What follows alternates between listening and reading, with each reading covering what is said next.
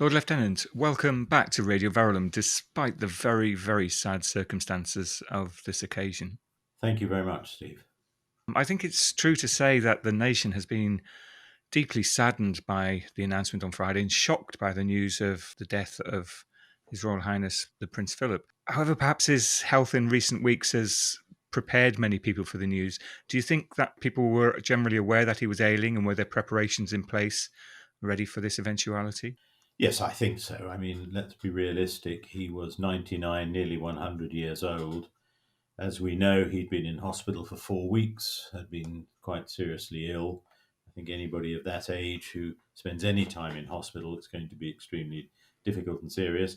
And the preparations for what's been called Fourth Bridge, which is the protocol, have been in place for some years, actually, as they are for all members of the royal family. So, whilst it's obviously a very sad occasion, I would say perhaps it was not quite so unexpected.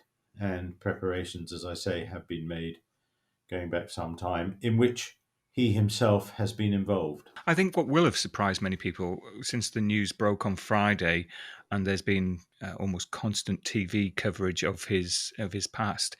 What will have surprised many people has been the public servant that we've lost. What a great public servant he has been to this country. Very pragmatic and industrious leader. How do you think he'll be remembered?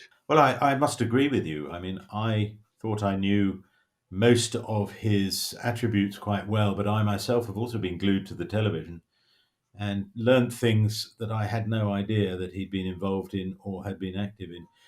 I think I would put it in three words. I would use the word duty, loyalty, and service. I think that's been his ethos all the way through his life.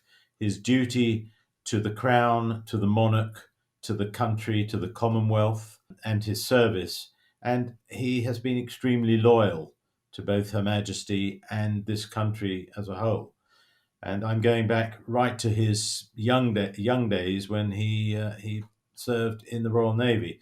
So I think duty, loyalty, and service really sum up in three quick words, if one can, His Royal Highness's his life, the way he has contributed to the life of the United Kingdom of Great Britain and the Commonwealth. One mustn't forget. Indeed. And he has used his privilege and the rank which he has attained as a tool to make very many good things happen throughout his life, particularly helping young people with the Duke of Edinburgh scheme. What do you think, though, his main legacy will be? I think you're right. Look, he has used that power, that privilege that he's enjoyed to his best effect.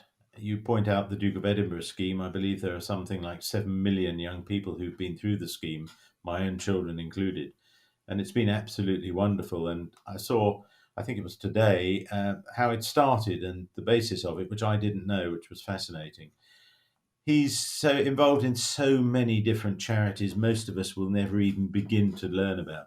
Environmental charities, health charities, young people, as you say. He's always had a passion for supporting and looking after young people.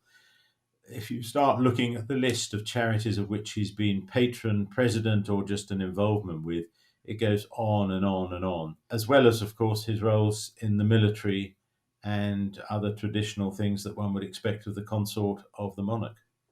The shock for many people, I think, will be magnified by the fact that for the great majority of us, he has been an ever present, not just in royal life, but in British life in general, as you say, going all the way back to his military service. Few of us will remember, or maybe even have been alive at a time that he wasn't, well, just there. What difference do you think his passing will make to our society and to the royal family as well? Yes, I think it's interesting. I mean, if you think that he and the Queen got married shortly after the end of the Second World War, it really puts it into context how long he has been there. Of course, Her Majesty has been on the throne since well, she was crowned in 1953. Her father died, of course, in 1952, which is just an incredibly long period of time. And he's been by her side, and I think she called him her rock all that time. And of course, as I said before, he served the country beforehand in the Royal Navy and during the war. It's interesting because a lot of young people will know him principally through his Duke of Edinburgh's award scheme. Older people will remember him in his early years. But I think generally he will be remembered as, exactly as Her Majesty has put it, as the rock, the support of Her Majesty the Queen at all times and throughout the world. And don't forget, we're also talking about 54 Commonwealth countries. But I think one also mustn't forget that this is a family man. This is a man who's been married for 73 years, which in anybody's language is an enormously long marriage. Very, very few people will enjoy such a long marriage of 73 years. He's a father to 4 children. He's a grandfather. He's a great grandfather to 10 great grandchildren. This is a family man who will be missed dreadfully by his family. He's been ever present. He's been a strong, very strong part of that family. And I'm sure that the family at all levels will miss him enormously. As I say, one forgets that this is a family as well. In your role as the Lord Lieutenant of Hertfordshire, did you have the opportunity to meet him and to host him in Hertfordshire? What have been his most recent visits to our county? His last visit was, I think, at the very end of 2016, when he came to open the new science building at the University of Hertfordshire. I was there. I wasn't Lord Lieutenant at the time. I was a Deputy Lieutenant. I was also, as I still am, a Governor of the university. And I remember very clearly him coming along. And this was a man aged 96 at the time. Let's bear in mind, 96 in anybody's mind is a good old age. Mm. He got out of the car by himself, walked very upright, no stick, nothing like that. Spent well over an hour walking around the university building, talking to everybody, chatting, joking, very interested in what was going on. At the end of the event, I remember quite clearly he unveiled a plaque and used his famous saying, "This plaque has been unveiled by the world's oldest plaque unveiler." He then marched himself, and I use the word march quite correctly, marched himself back to the car, got back in the car, and off he went. A man of 96, and this was one of several events he was doing that week. It's quite incredible, really, if one thinks about it. I had the opportunity to briefly meet him then, but I'd met him on a number of occasions before through a charity in which I'm involved and which he was very much involved with. And he was actually inspiring. He was great fun. He had this wonderful wit, which I think he used to break the ice with people. And he certainly did that to great effect and put people at their ease. And he was very humorous. Several times I remember him cracking jokes all the time. So this was a man of great wit, great intellect, and great humor, but knew how to interact and engage with the public right up until his death, quite honestly.